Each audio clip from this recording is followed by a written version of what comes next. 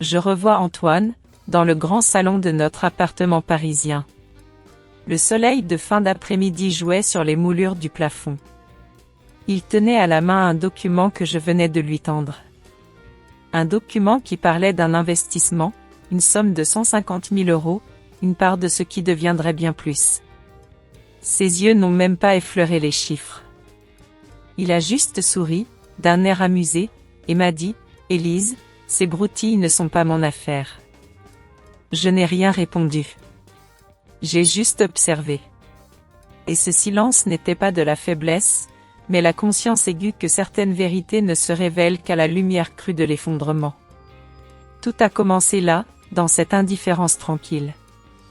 Et la suite, personne, pas même lui, ne l'aurait imaginé. Avant de continuer, si vous le souhaitez, abonnez-vous à la chaîne et dites-moi doucement dans les commentaires d'où vous écoutez cette histoire, cela me ferait très plaisir. Je m'appelle Élise Moreau. J'ai 55 ans.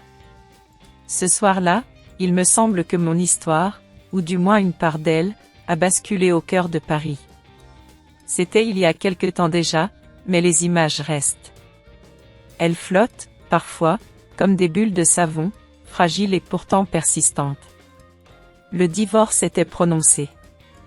Un mot lourd, définitif, qui avait mis fin à des années que je ne savais plus comment nommer.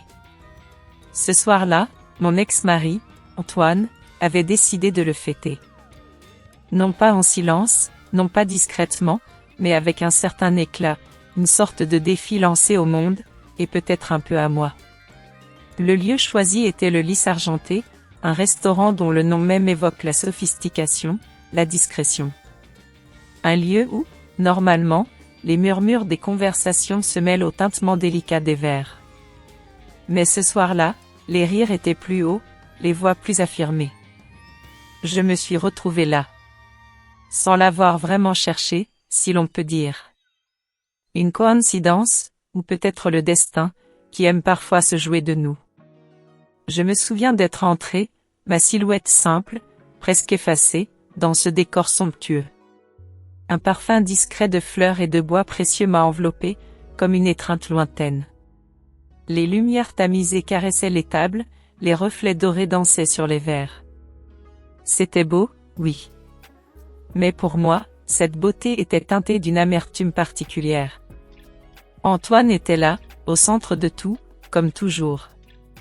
Entouré de sa mère, Isabelle de Valois, de sa nouvelle compagne, Sophie Leroux, et de ses amis, Marc Dubois et sa sœur Chloé.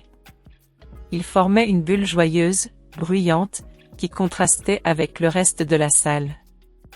Leur sourire était large, un peu trop peut-être. Il me semblait qu'ils célébraient non pas une liberté retrouvée, mais ma défaite. Chaque éclat de rire, chaque toast porté, résonnait pour moi comme une flèche tirée. J'ai avancé, sans hâte, sans chercher à me cacher. Mon dos était droit, même si mes épaules portaient le poids de ma journée, de mes pensées. Le regard était fixe, posé devant moi, évitant de croiser les leurs. Je n'avais pas pleuré, non. Ni supplié. Je n'avais pas cherché un regard de pitié parmi les spectateurs silencieux de cette scène improvisée. Je savais que cela ne servirait à rien. Le jugement était tombé. Les chiffres avaient été prononcés. Et la balance avait penché, avec une froide précision. Puis, leurs regards se sont posés sur moi. L'un après l'autre. D'abord celui d'Isabelle, perçant, presque cérémonieux, comme si elle évaluait une intruse. Un froncement de sourcils. Puis un sourire. Un sourire fin, poli en apparence, mais dont l'intention était tranchante, comme une lame invisible. Elle s'est penchée vers Antoine, un murmure, puis un léger hochement de tête. Je savais ce que ce genre de geste signifiait dans leur monde. Sophie, à ses côtés, a affiché une expression de fausse compassion. Elle a incliné légèrement la tête, comme on le ferait face à quelqu'un en détresse. Un petit rire discret a suivi, un son léger, presque inaudible dans le brouhaha, mais qui m'a glacé le sang. Je sentais leurs mots avant même qu'ils ne soient prononcés. Leurs pensées, je les connaissais par cœur. Elle résonnait dans ma tête comme un écho lointain de ce que j'avais déjà entendu tant de fois. J'ai continué d'avancer, pas à pas. Mon silence semblait les irriter plus que tout. Il nourrissait leur satisfaction, je le sentais. Antoine s'est redressé, son verre à la main. Son sourire, tout à coup, s'est élargi. Il m'a désigné du menton, discrètement, à ses amis. J'ai vu Marc lever son verre, un geste un peu trop appuyé. J'ai entendu le mot « libération » résonner, comme une provocation. Je les ai sentis se réjouir de mon prétendu effondrement. Pourtant, au fond de moi, il n'y avait pas d'effondrement. Il y avait une immense fatigue, oui, une lassitude qui pesait sur mes membres, sur mon esprit. Mais aussi, une détermination. Une sorte de quiétude étrange. Je n'étais pas venu pour me défendre, ni pour crier, ni pour implorer. Non. Je n'étais pas venu mendier, comme il le pensait si aisément. Mon regard a croisé celui de Julien Fournier, le directeur opérationnel du restaurant. Un homme d'une quarantaine d'années, réputé pour son calme et sa capacité à gérer les situations délicates. Une lueur de reconnaissance a traversé brièvement ses yeux, je l'ai senti. Il m'a regardé, puis a balayé du regard la table d'Antoine, ses yeux insistants, pressants. Il a compris. Ou du moins, il a senti la tension. Son expression est redevenue professionnelle, un masque habile. Il a fait un geste, presque imperceptible, m'invitant à le suivre. Je savais ce qui se passait. Je savais ce qu'Antoine et sa famille attendaient. Une réaction. Une explosion. Des larmes. Mais je ne leur donnerai rien de tout cela. J'ai juste hoché la tête à Julien, une acceptation silencieuse. Puis j'ai continué mon chemin, pas vers la sortie, mais vers un couloir latéral, à l'écart des regards, là où il m'avait discrètement indiqué. C'est là que j'ai pris une décision. Dans le calme de mon esprit, face à l'éclat gelé de leur fête, j'ai décidé que je ne répondrais pas à la provocation. Que je ne céderais pas à la colère. Mon chemin serait celui de la dignité, de la patience. Les mots pouvaient attendre. La vérité, elle, se révélerait d'une autre manière. Et cette soirée, qui devait être la célébration de ma défaite, allait devenir, sans qu'il le sache encore, le théâtre d'un tout autre genre de révélation. Le souvenir de ce moment, où chaque sourire autour d'Antoine était une flèche, reste gravé en moi. Un tableau figé d'humiliation, oui, mais aussi de résilience silencieuse. Je savais que ce n'était que le début. Le couloir du lys argenté. Les pas de Julien Fournier résonnaient doucement devant moi. C'était un répit, une sorte de trêve dans la tempête des rires d'Antoine et des siens. Une fois à l'abri, loin des regards curieux, un souffle s'est échappé de ma poitrine. Un souffle long, chargé de toutes ces années que j'avais passées dans l'ombre. Mon mariage avec Antoine. Ah, mon mariage. Vu de l'extérieur, il avait tout d'un conte de fées, vous savez. Un jeune homme ambitieux, issu d'une famille respectée, épousant une femme discrète mais que l'on disait élégante. Les photos de notre union, parues dans les magazines mondains, montraient une façade impeccable. Des sourires parfaits, des robes somptueuses, des décors dignes des plus beaux châteaux. Nous étions, selon le monde, un couple idéal. Mais les contes de fées, n'est-ce pas, se terminent souvent juste après « ils se marièrent et eurent beaucoup d'enfants ». On ne raconte jamais ce qu'il advient après. À l'intérieur de notre belle maison de Neuilly-sur-Seine, le tableau était bien différent. Il s'y cachait des ombres, légères au début, puis de plus en plus épaisses. J'ai longtemps essayé de concilier mon rôle, celui d'une épouse que l'on attendait irréprochable, avec ces petites étincelles qui brûlaient en moi. Ces envies, ces passions que je sentais monter, discrètement, mais avec insistance. Antoine, lui, était un homme d'affaires.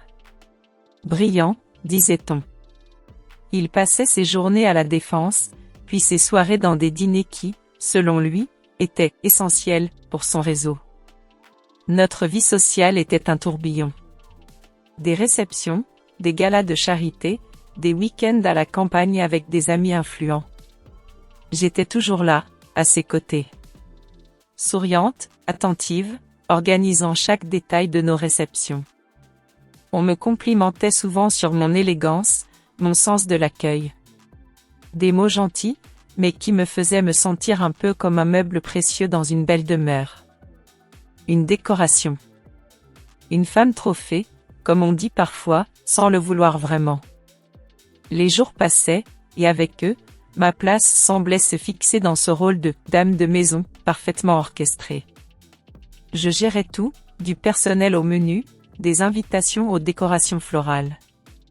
Mais mes idées, mes propres pensées, Antoine les ignorait. Systématiquement. Ce n'était pas par méchanceté ouverte, non. Plutôt par une sorte de suffisance, une conviction inébranlable que son monde était le seul qui comptait, le seul qui avait une valeur réelle. Je me souviens d'une fois, j'avais eu l'idée de lancer une petite ligne de confitures artisanales. J'avais toujours aimé cuisiner, expérimenter de nouvelles saveurs. C'était un projet modeste, oui, mais qui m'enthousiasmait. J'en ai parlé à Antoine, un soir, en préparant son plat préféré.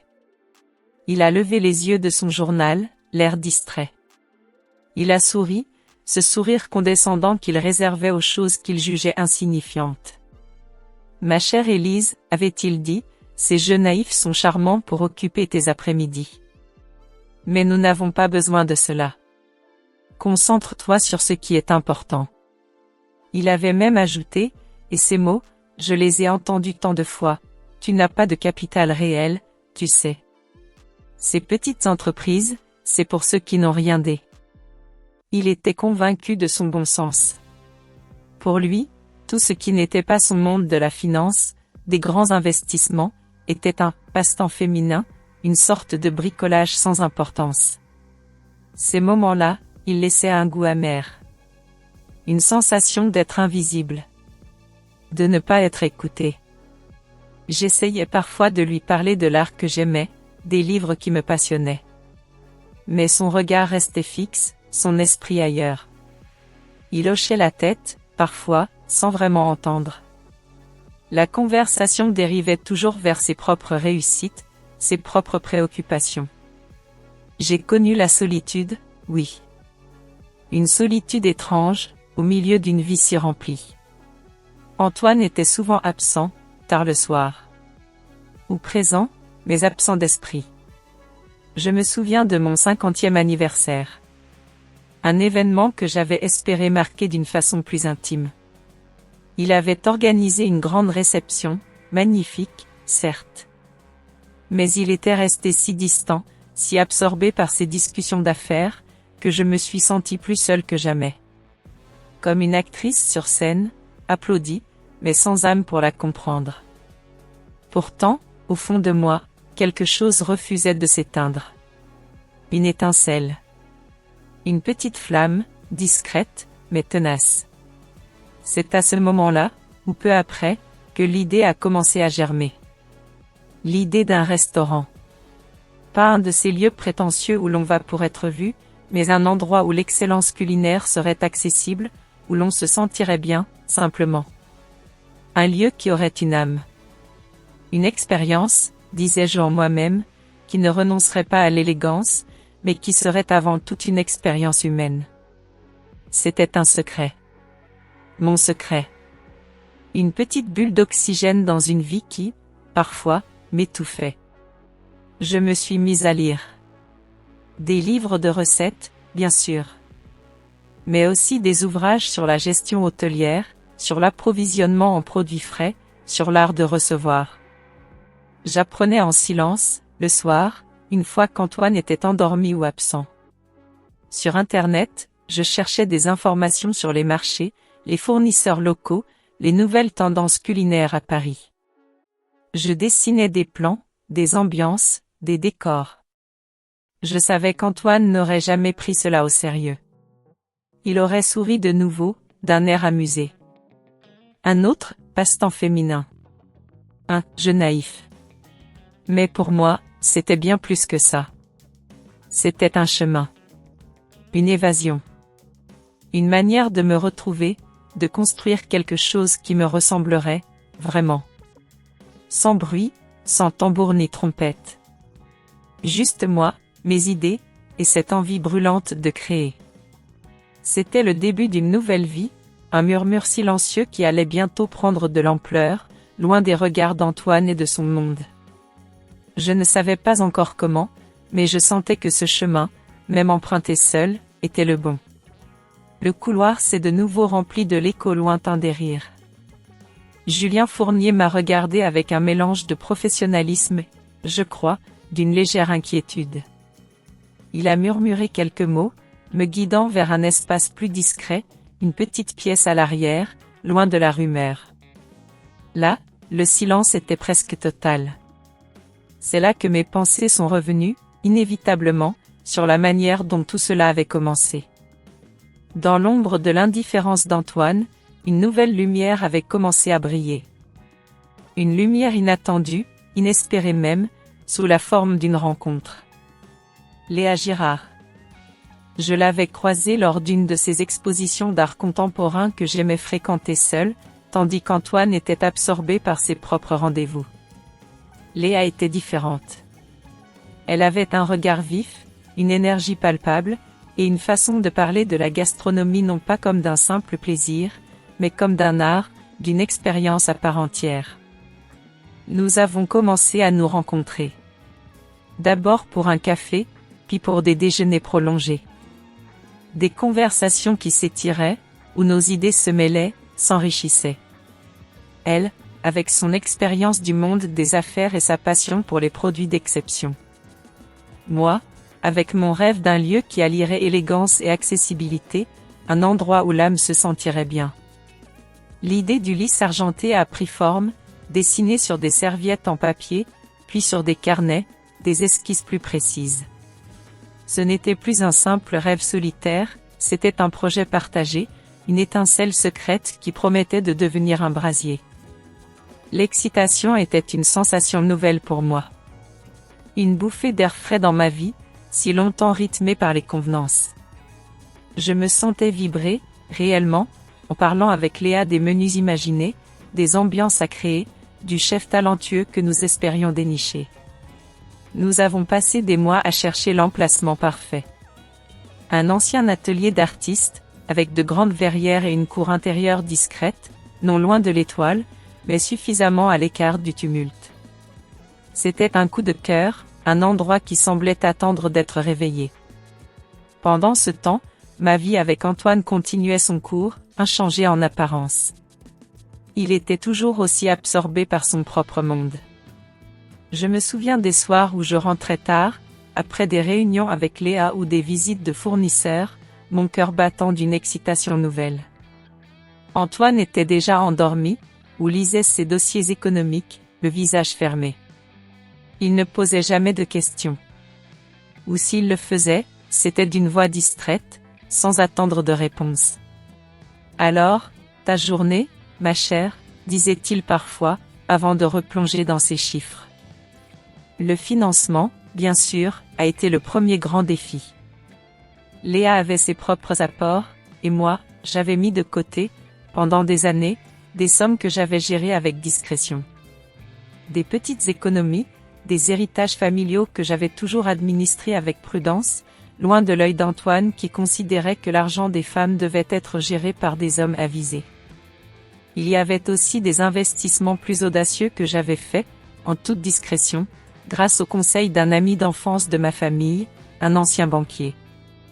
Je me suis souvent retrouvé les nuits, penché sur des tableaux financiers, le front plissé, à essayer de comprendre chaque ligne, chaque coût. Je me souviens des négociations parfois rudes avec les artisans pour les travaux, avec les producteurs pour garantir la qualité de nos produits. Chaque étape était une petite victoire. Chaque contrat signé, un souffle de fierté, mais une fierté silencieuse, que je ne pouvais partager qu'avec Léa. Un jour, je me rappelle avoir présenté à Antoine un dossier, parmi d'autres papiers administratifs, qui concernait un petit investissement dans un projet prometteur. C'était une part significative de mon apport au Lys argenté. Une somme de 150 000 €, que j'avais soigneusement investie et que je devais faire valider par lui pour des raisons juridiques familiales. Je lui avais tendu les documents lors d'un petit déjeuner. Il avait jeté un coup d'œil distrait aux en-têtes. Il avait souri, d'un air amusé, presque paternaliste. « Occupe-toi de tes chiffons, Élise, m'avait-il dit en agitant la main, ces broutilles ne sont pas mon affaire. Je te fais confiance, de toute façon, tu ne ferais rien de déraisonnable. » Il avait repoussé le dossier, sans même l'ouvrir. Ces mots, je les ai longtemps portés. Des broutilles. Pour lui, c'était insignifiant. Pour moi, c'était le chemin vers ma liberté. Léa et moi avions pris une décision stratégique. Connaissant les préjugés d'Antoine et de sa famille, leur obsession pour le statut et les apparences, nous avions choisi de maintenir une discrétion absolue autour de mon rôle. Nous savions que la moindre information prématurée aurait pu provoquer des rumeurs, des tentatives de sabotage, des pressions. Ils auraient tout fait pour affaiblir le projet avant qu'il ne soit suffisamment solide. Cette prudence nous a permis de bâtir le restaurant à l'abri des interférences, de le faire grandir, de lui donner une âme propre. Et il a grandi, ce restaurant. Le Lys argenté est devenu, en quelques mois seulement, une adresse incontournable de la haute société parisienne. Les critiques gastronomiques en parlaient comme d'une révélation. Chaque table, un podium où l'on exposait sa réussite, disait-il. Les réservations, presque impossibles à obtenir. Léa et moi observions cela avec un mélange de fierté et d'un certain amusement. Antoine, lui, en parlait parfois lors de nos dîners, vantant le succès de cet établissement parisien, sans jamais se douter de ce qu'il représentait vraiment pour moi. Il était si près, et pourtant si loin. Ces secrets que j'avais gardés, ils étaient devenus le moteur de mon indépendance. Chaque pas en avant du Lys argenté était un pas vers ma propre libération. La tristesse de la solitude était toujours là, parfois, mais elle était désormais mêlée à cette force tranquille, à cette certitude d'avoir construit quelque chose de réel, de tangible. Je me suis souvent demandé, en repensant à cette période, si l'on mesurait toujours la force d'une femme à ses larmes ou à son silence. Vous, qu'en pensez-vous? Le couloir du restaurant, ce soir-là, m'avait offert un moment de répit. Un moment pour respirer. Un moment aussi pour laisser mes pensées vagabonder, revenir en arrière. Je me revoyais, quelques mois plus tôt, au début de la procédure de divorce. Une période étrange, comme une traversée. J'avais choisi une approche que beaucoup, je le savais, auraient jugée singulière. Je n'avais pas voulu me battre pour les biens matériels. Pas pour la maison de Neuilly, ni pour les villas de vacances, ni pour les placements financiers qu'Antoine gérait avec une main de maître. Mon avocate, maître Christine Dubois, une femme admirable de rigueur et de discrétion, avait d'abord été surprise. Elle m'avait conseillé d'exiger ma juste part, de ne rien laisser. Mais ma décision était prise. Je lui avais dit, maître, ce que je cherche, ce n'est pas l'argent d'Antoine. C'est ma liberté personnelle. Ces mots résonnaient en moi avec une force nouvelle. Une liberté que je n'avais pas su définir, ou peut-être pas osé réclamer, pendant des années. Une liberté qui n'avait pas de prix en euros, ni de valeur sur un compte en banque. Je voulais me reconstruire, loin des ombres de notre passé commun.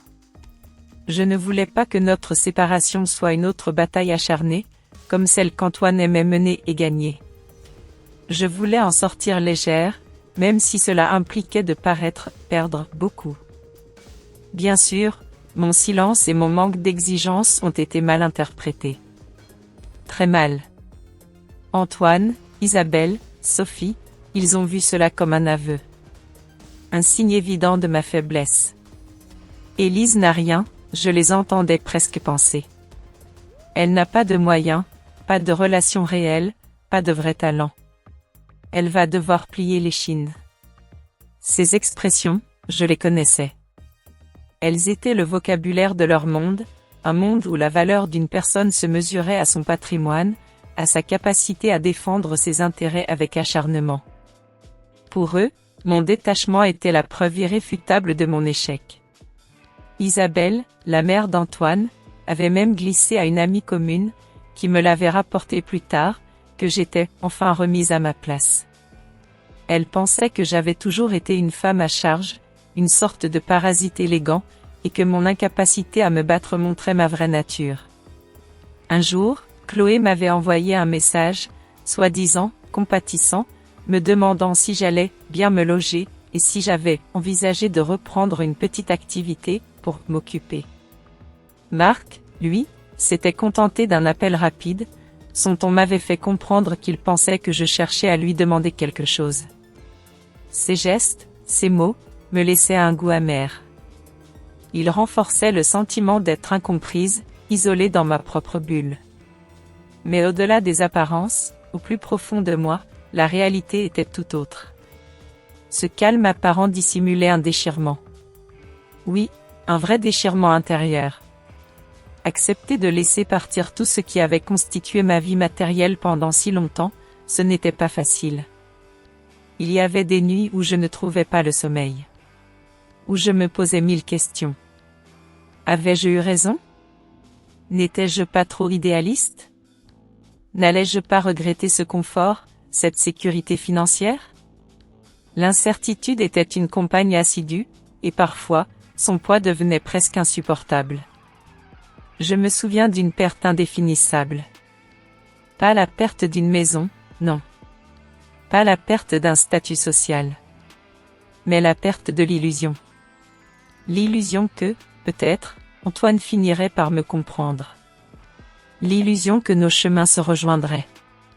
Ce divorce, c'était la fin d'une histoire, et avec elle, la fin d'une part de moi-même, d'un futur que j'avais imaginé différemment. C'était l'acceptation douloureuse qu'Antoine ne me verrait jamais, jamais vraiment. Que sa perception de moi, celle d'une femme dépendante, était gravée dans le marbre de son esprit. Et que je devais faire le deuil de cela. Pourtant, au milieu de ces doutes, une image revenait sans cesse. L'image du lys argenté. Ses lumières douces, son atmosphère feutrée. L'éclat des verres, le murmure des conversations. L'idée de ce restaurant, que Léa et moi avions bâti avec tant de patience et d'effort, devenait mon encre. C'était mon projet. Mon avenir. Une preuve silencieuse de ma valeur, de ma capacité à construire, à créer. Ce n'était pas une question de géité, de bataille acharnée, comme Antoine l'aurait fait. C'était une question de bâtir, de faire naître quelque chose de mes propres mains, de ma propre vision. Je me disais alors que la véritable victoire ne résidait pas dans ce que l'on parvenait à arracher à l'autre, mais dans ce que l'on parvenait à construire pour soi. Avec intégrité, avec passion. Et cette pensée, elle me donnait la force de continuer. De me tenir droite, même quand mon cœur était lourd. De faire face à leurs regards de pitié ou de mépris, sachant que derrière les apparences, une autre histoire était en train de s'écrire. Mon histoire. Le jugement du divorce avait été prononcé un peu plus tôt ce jour-là. Un moment que j'avais traversé en silence, comme une épreuve que l'on doit endurer. Je me souviens d'être sorti du tribunal, le cœur lourd, mais l'esprit étrangement clair. Un soulagement m'avait envahi, une bouffée d'air pur après des mois de tension. Mais je savais, au fond de moi, que ce n'était là qu'un prélude. Le véritable combat, s'il devait y en avoir un, n'était pas sur le terrain juridique des avocats. Il était ailleurs. Il était dans ce que je devais me prouver à moi-même. Je m'étais dirigé vers le lys argenté. Une décision qui pouvait paraître étrange, presque provocatrice. Mais c'était ma destination, mon point de ralliement. Mon rendez-vous. En arrivant, les lumières de la façade scintillaient, promettant l'élégance et la discrétion.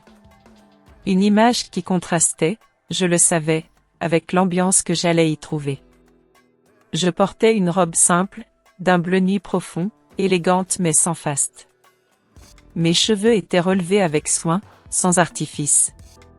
Je n'avais pas cherché à éblouir, ni à impressionner. Je voulais être moi-même, simplement. Et je savais que cette simplicité même serait, pour eux, une provocation silencieuse. En franchissant la porte, le brouhaha m'a enveloppé. Les rires, les voix plus fortes que la musique feutrée. Et puis, je les ai vus. La table d'Antoine. Elle était au centre, comme une scène illuminée. Antoine, Isabelle, Sophie, Chloé, Marc. Leurs verres s'entrechoquaient, le champagne coulait à flots. Ils célébraient la victoire. Leur victoire. Une victoire sociale, j'en étais certaine. Ils ne se doutaient pas que ma présence allait, pour un instant, geler cet éclat. Antoine m'a aperçu le premier. Son sourire, si large, affaiblit un instant. Une légère contraction de ses traits. Puis, comme un réflexe, il a redressé les épaules, a esquissé ce sourire méprisant qu'il savait si bien afficher. Il a murmuré quelque chose à Sophie. J'ai vu le regard d'Isabelle se durcir, un éclair de jugement dans ses yeux.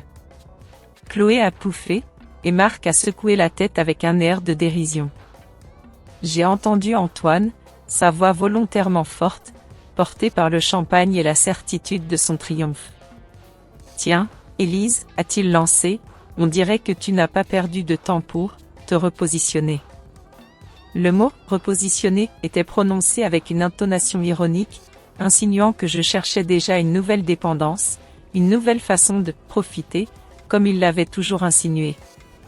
Sophie s'est penchée vers lui, un rire discret, presque complice. Je n'ai pas répondu. Mon silence était ma carapace, ma seule arme pour l'instant. J'ai continué d'avancer, calmement, demandant juste le passage d'un geste poli à un serveur qui hésitait. Ce silence, loin de les calmer, semblait les exciter davantage. Il nourrissait leur soif de réaction, de justification. Isabelle de Valois s'est alors levée brusquement de sa chaise. Son geste était théâtral, calculé pour attirer l'attention. Son regard dur s'est posé sur moi avec une froideur presque cérémonieuse. Sa voix, suffisamment forte pour être entendue des tables voisines, a résonné. Cet endroit n'est pas destiné aux perdants, venus troubler l'atmosphère d'une soirée élégante. Les mots étaient polis, oui, mais leur intention était transparente.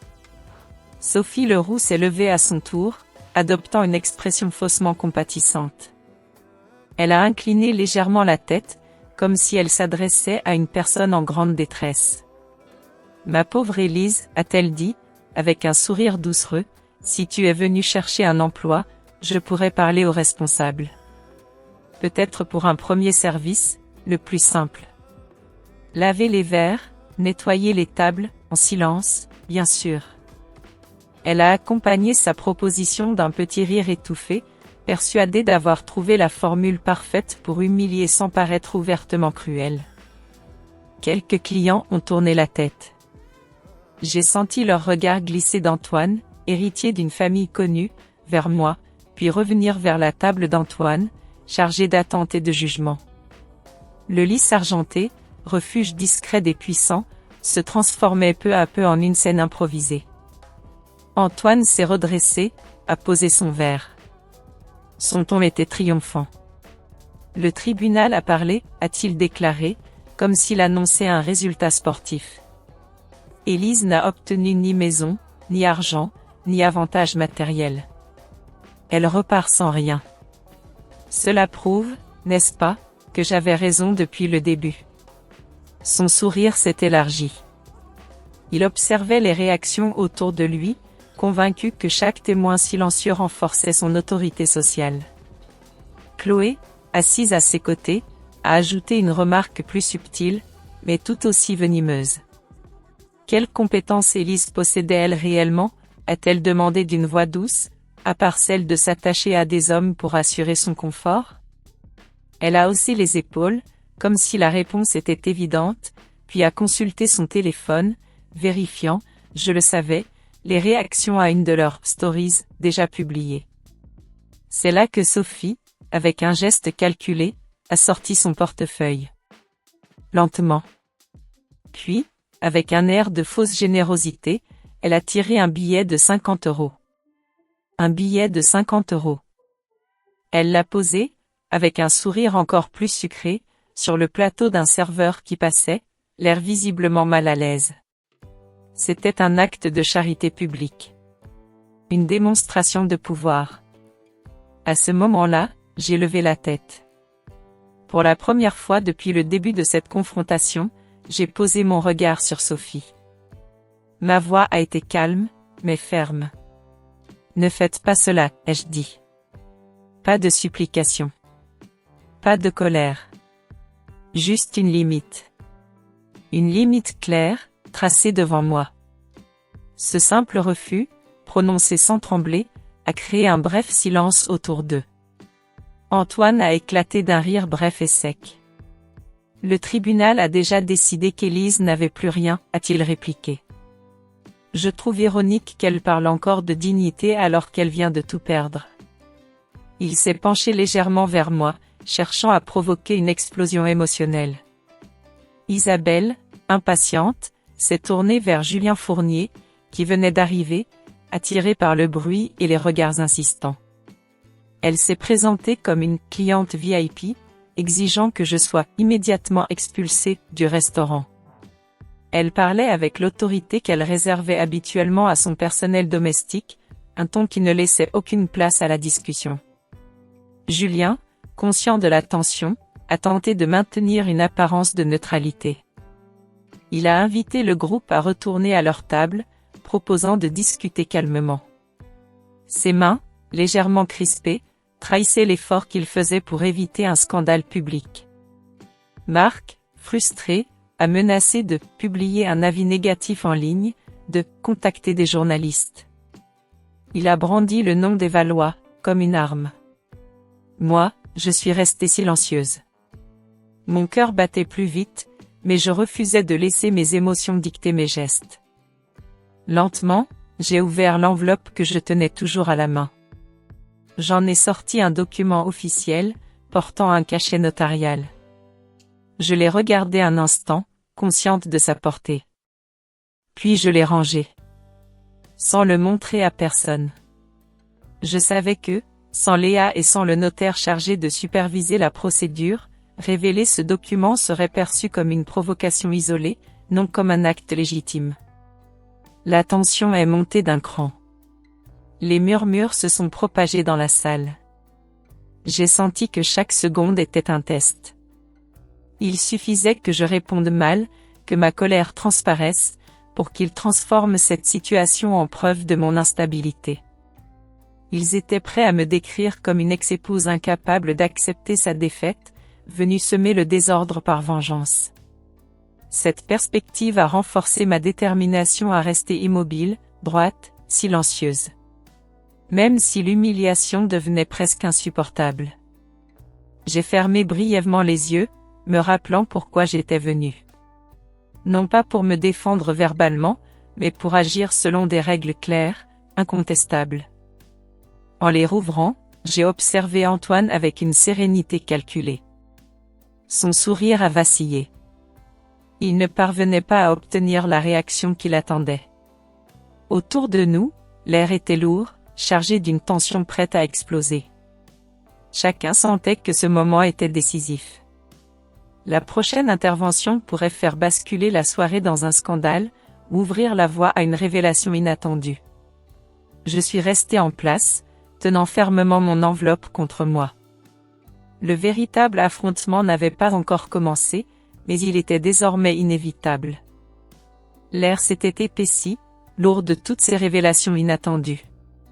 Antoine était là, figé. Ses lèvres remuaient, je crois, mais aucun son ne sortait. Ses yeux, habituellement si assurés, cherchaient en moi une faiblesse, un regret. Il n'a rien trouvé, je crois. Seulement une détermination silencieuse. Le départ. C'est le souvenir qui me revient le plus clairement. Antoine, Isabelle, Sophie, Chloé, Marc. Ils ont traversé la salle du lys argenté avec une lenteur étrange, comme si chaque pas pesait davantage que le précédent. Leurs épaules étaient voûtées. Les verres de champagne, à leur table, n'avaient même pas été vidés. Les assiettes, à peine touchées. La fête, cette célébration bruyante et arrogante, était morte avant même d'avoir commencé. Je les ai observés. Pas avec de la jubilation, non. Pas avec cette soif de vengeance que l'on aurait pu attendre. C'était plus complexe. Une sorte de compréhension froide. Je voyais leur choc, leur honte. Leur monde, construit sur des apparences et des certitudes, venait de s'effondrer, du moins en partie. Je ne me sentais pas triomphante, plutôt, fatiguée. Profondément fatiguée. Une lassitude qui pesait sur chaque muscle, sur chaque pensée. Julien Fournier, avec son professionnalisme habituel, avait jondu un signe discret à son équipe de sécurité. Il s'était posté, calmement, autour de la zone, assurant un passage sans heurts. Léa s'était approchée de moi. Son regard, rempli d'une force tranquille et d'une fierté silencieuse, était un soutien précieux. Elle avait posé une main douce sur mon bras, une étreinte discrète mais réconfortante. « Viens Élise, avait-elle murmuré, Maître Lefebvre nous attend dans le salon privé. Nous allons finaliser. » Nous nous sommes éloignés, laissant derrière nous l'écho étouffé de la salle, les murmures des clients qui avaient assisté à la scène. Dans le salon privé, l'atmosphère était différente. Plus sereine, plus formelle. Maître Pierre Lefebvre, le notaire, était déjà là. Il avait un visage impassible, marqué par l'habitude des procédures, des moments délicats. Il avait disposé ses documents avec soin sur la table en acajou. J'ai pris place, sentant mes jambes un peu faibles. Le stylo qu'il m'a tendu semblait lourd dans ma main. Chaque signature était un acte. Un acte simple, un mouvement du poignet, mais qui scellait des années de travail silencieux, de nuits blanches, de doutes surmontés. Je signais les formulaires nécessaires aux ajustements opérationnels, à la confirmation de mes droits de vote. Ce n'était pas juste des papiers. C'était la matérialisation juridique de mon chemin. De ma résilience. Léa était à mes côtés. Son soutien silencieux était une encre. Nous avons échangé des regards, non pas de triomphe ostentatoire, non, mais de certitude. La certitude d'avoir établi une frontière claire. De s'être tenue droite. Une satisfaction intime, discrète. Puis, une fois les documents rangés, les stylos reposés, le silence est retombé. Un silence différent. Plus profond. Plus lourd, peut-être. La tension des dernières heures s'était dissipée, et avec elle, une part de l'énergie qui m'avait porté. Une immense fatigue m'a envahi. Une lassitude émotionnelle qui ne venait pas de l'affrontement lui-même, mais de toutes ces années passées à construire dans l'ombre, à supporter l'indifférence, le mépris. Je sentais comme un vide. Un espace s'était créé, là où il y avait eu tant d'attentes, tant de tensions. C'était étrange. Cette victoire, aussi nette fût-elle sur le papier, ne pouvait effacer cette lassitude. Elle ne pouvait pas combler toutes les brèches. Elle ne pouvait pas, d'un coup de baguette magique, réparer toutes les blessures silencieuses. Léa a rompu le silence. Sa voix était calme, pragmatique. Bien Élise, a-t-elle dit, un léger sourire aux lèvres, maintenant, nous devons revoir les plannings du personnel. Il y a eu un petit problème d'approvisionnement avec le fournisseur de poissons de Boulogne, et je voudrais ajuster le menu de la semaine prochaine pour nos clients les plus exigeants. Un retour à la réalité. Brutal, mais nécessaire. Un retour au concret, aux chiffres, aux problèmes quotidiens d'un restaurant qui continuait sa vie, son effervescence. J'ai hoché la tête, un peu engourdi. C'était ma vie maintenant. C'était mon monde. Un monde que j'avais bâti, brique par brique. Pourtant, en reprenant mes esprits, en écoutant Léa parler des horaires et des fournisseurs, je sentais que quelque chose en moi avait changé. Je n'étais plus la même femme qu'en entrant dans ce restaurant. La page était tournée, oui. Mais le livre portait encore les marques des chapitres précédents. Le soulagement était là, éphémère.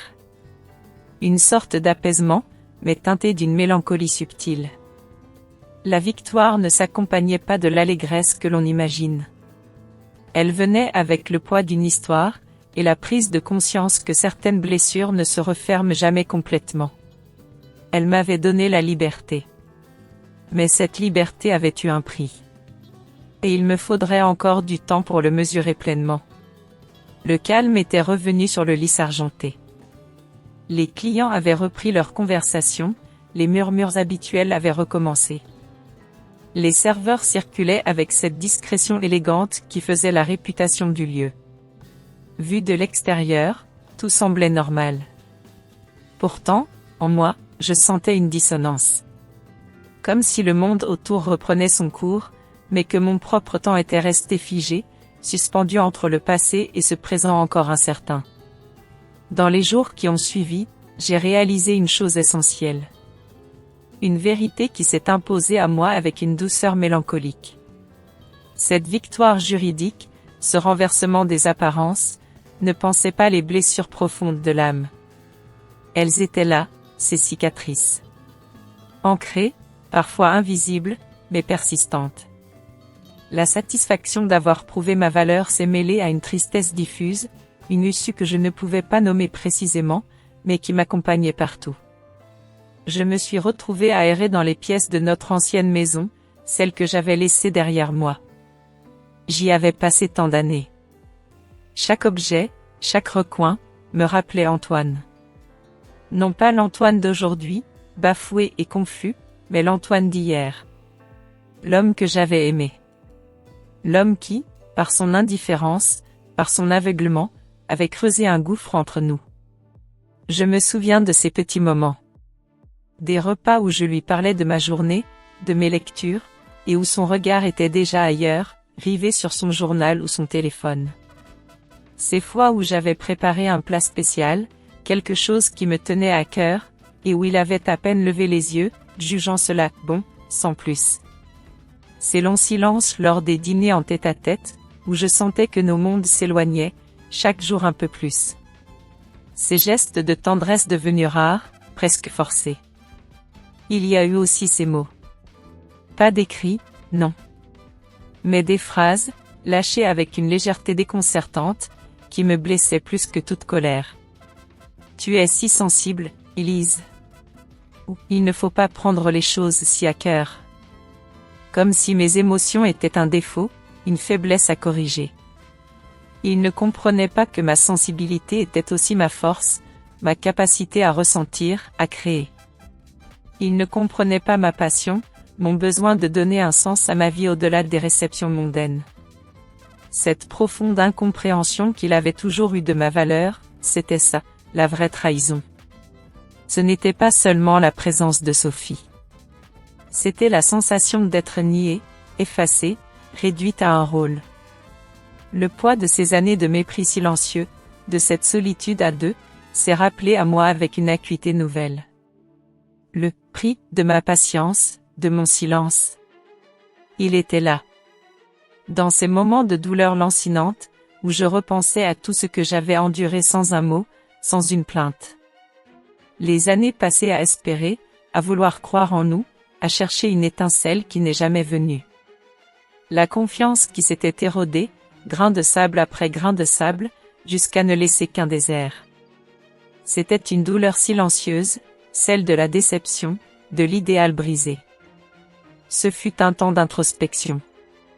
Un temps où j'ai dû accepter que certaines cicatrices resteraient. Elles ne se refermeraient jamais complètement. Elles feraient partie de moi, de mon histoire. Je ne cherchais plus à les effacer, mais à les comprendre. À vivre avec. À faire de cette mélancolie une force tranquille, plutôt qu'un fardeau. Un après-midi, Léa est venue me voir. Elle avait senti ma fatigue. Nous avons parlé, longuement, autour d'un thé. Non pas des événements du restaurant, mais de l'avenir. Des projets pour le lys argenté. De nouvelles idées pour la carte d'hiver, de l'expansion possible d'une petite boutique de produits d'épicerie fine. En parlant avec elle, je sentais mon esprit s'éclaircir. Mon engagement avec le travail, ma passion pour ce restaurant, devenait une forme de guérison.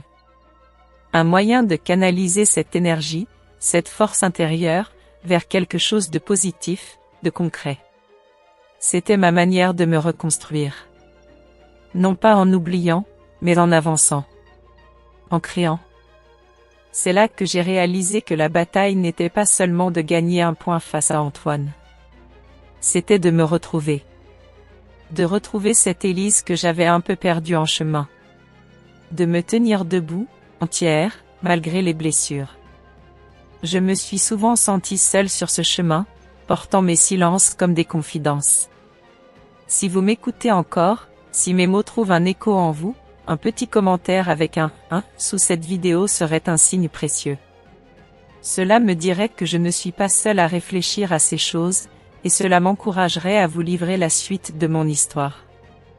Le silence de l'après-midi, dans le bureau du lys argenté, était rompu seulement par le cliquetis lointain des couverts. Je buvais un thé, chaud et réconfortant. Les dernières semaines avaient été un tourbillon. L'éclat de la vérité, le départ d'Antoine et des siens. Puis, le retour à cette réalité quotidienne du restaurant. Maître Christine Dubois m'avait appelé il y a quelques jours. Sa voix était calme, posée, comme toujours. Elle m'avait informé, sans détour, des rumeurs qui commençaient à circuler sur les réseaux sociaux, dans certains cercles mondains. Antoine et surtout Chloé, sa sœur, avaient tenté de ternir ma réputation. Des stories insidieuses, des commentaires sous-entendus, insinuant que j'avais provoqué un scandale par jalousie, par frustration. Des allégations selon lesquelles j'étais une femme amère, incapable d'accepter mon divorce, et que j'avais agi par pure vengeance.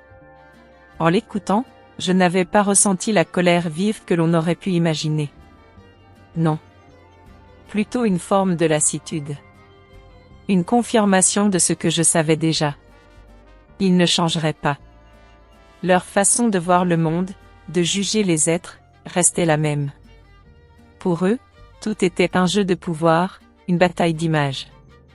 Et dans ce jeu, ils ne reculaient devant rien. Pendant un instant, je l'avoue, une petite voix en moi avait susurré l'envie de riposter. De déballer la vérité sur Antoine, sur ses manigances, sur la façon dont il avait bâti sa fortune. De montrer au monde entier la vacuité de leurs prétentions. De les écraser, de la même façon qu'ils avaient essayé de m'écraser. Cette tentation, elle était là. Humaine. Vengeresse. Mais je m'étais accrochée. À quoi? À une image de moi-même que je voulais préserver. À cette conviction profonde que je ne devais pas devenir comme eux. Que ma force ne résidait pas dans la capacité à détruire, mais dans celle à construire. Je me souvenais de toutes ces années où j'avais observé Antoine. Sa rage de vaincre, son besoin de dominer, de rabaisser. Il avait toujours agi ainsi. Et je ne voulais pas reproduire ce schéma. Je ne voulais pas que mon histoire se résume à une revanche amère. J'avais dit à Maître Dubois, ma voix ferme, bien que les mots aient pesé sur ma conscience, « Maître, je ne souhaite pas engager une procédure par colère. Agissez uniquement sur la base des faits et des préjudices concrets causés à mon image et à celle du lys argenté. Je veux que toute action juridique repose sur des preuves incontestables, sur un raisonnement rationnel, non sur un désir de vengeance personnelle. » Ces mots, ils étaient pour elle, bien sûr. Mais ils étaient aussi, et surtout, pour moi. Une ligne directrice. Un principe que je m'étais fixé. Je voulais que mes actions soient en accord avec les valeurs que je portais. L'intégrité. La dignité. Alors, j'ai plongé. Plongé corps et âme dans la vie quotidienne du lys argenté. Léa était là, un roc de soutien et de pragmatisme. Ensemble, nous avons passé des heures à peaufiner les détails.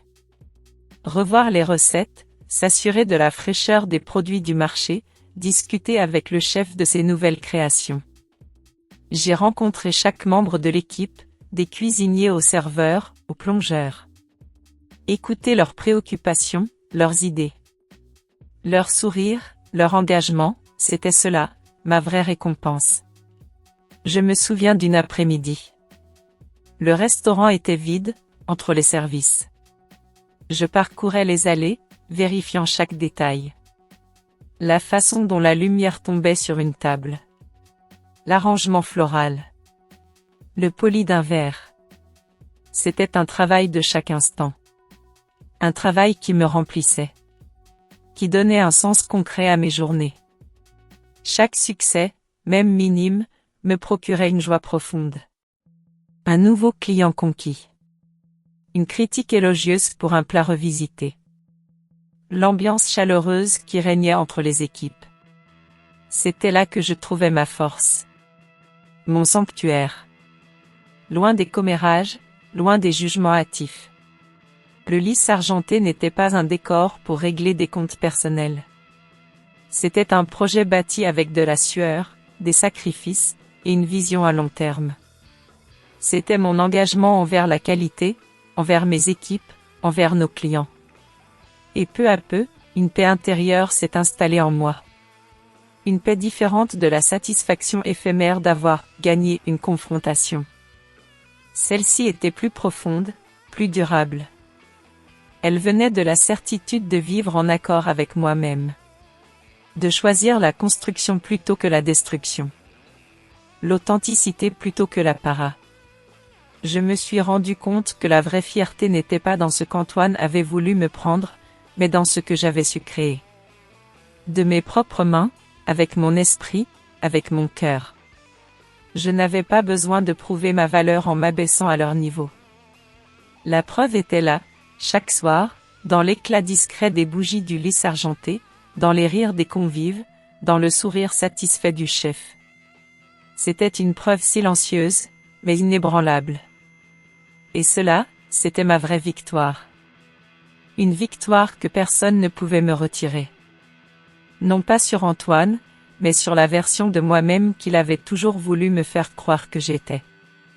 Les mois ont passé, au rythme doux et incessant de la vie parisienne. Le lys argenté a continué de prospérer, de s'épanouir, devenant une adresse encore plus prisée, un lieu où la discrétion se mêlait à l'excellence.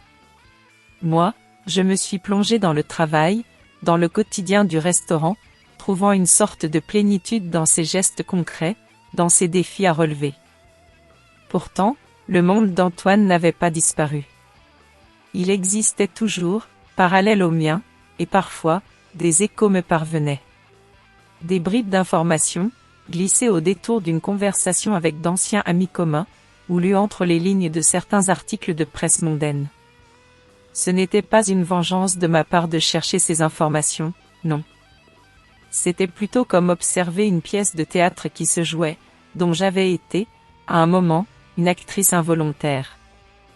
J'ai appris, par des voies détournées, que les répercussions des événements du lys argenté s'étaient fait sentir dans le monde d'Antoine. Non pas comme une foudre soudaine, mais comme une pluie fine et persistante qui érode lentement la roche. Ses difficultés professionnelles avaient commencé. Des partenaires financiers avaient commencé à s'interroger, à douter de sa vision et de sa stabilité. Un incident, aussi personnel soit-il, dans un lieu aussi symbolique que le lys argenté, avait eu des conséquences inattendues. Sa réputation, autrefois inébranlable, avait commencé à ternir.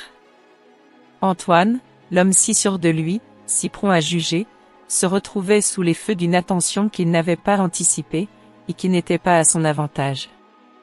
Isabelle de Valois, sa mère, la grande dame qui avait toujours régné sur son cercle, essayait bien de minimiser.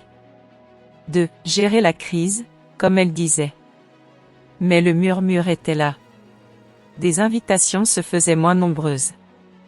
Des sourires, moins francs. J'ai même aperçu Sophie Leroux, un jour, dans une boutique de la rue Saint-Honoré. Elle avait l'air un peu plus lasse, un peu moins éclatante. Le faste qui l'entourait autrefois semblait avoir perdu de son lustre. Ce renversement ironique du destin, il me faisait méditer. Antoine avait toujours mesuré le succès à l'aune du pouvoir, de l'argent, du statut. Il avait construit sa vie sur ces piliers extérieurs. Et voilà que ces mêmes piliers se fissuraient, non pas par une force extérieure qui aurait voulu le détruire, mais par l'écho de ses propres actes, de son arrogance, de son incapacité à voir au-delà des apparences. Il avait forgé sa propre chute, sans le savoir, en sous-estimant tout ce qui ne se mesurait pas en chiffres. Je me suis souvenu de ce jour où il avait repoussé mes documents, ce fameux « petit investissement » de 150 000 €, les qualifiant de « broutilles ». Il avait été aveuglé par sa certitude, par sa propre grandeur. Il n'avait pas vu la valeur cachée dans ces détails. Il n'avait pas compris que la vraie richesse n'était pas toujours là où l'on s'attendait à la trouver.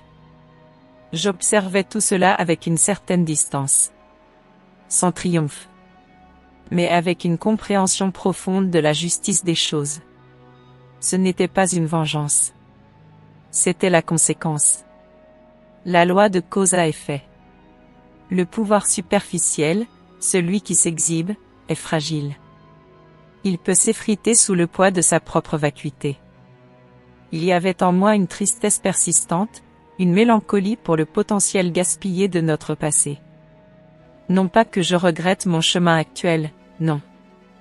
Mais la pensée de ce que nous aurions pu être, si Antoine avait été capable de voir au-delà de son propre ego, de reconnaître ma valeur, mon intelligence. Cette pensée, elle était là, comme une ombre légère. Je ne le plaignais pas, non. Le chemin qu'il avait choisi, il l'avait pavé lui-même. Mais je comprenais la solitude qui devait être la sienne, maintenant qu'il était confronté aux limites de son propre monde.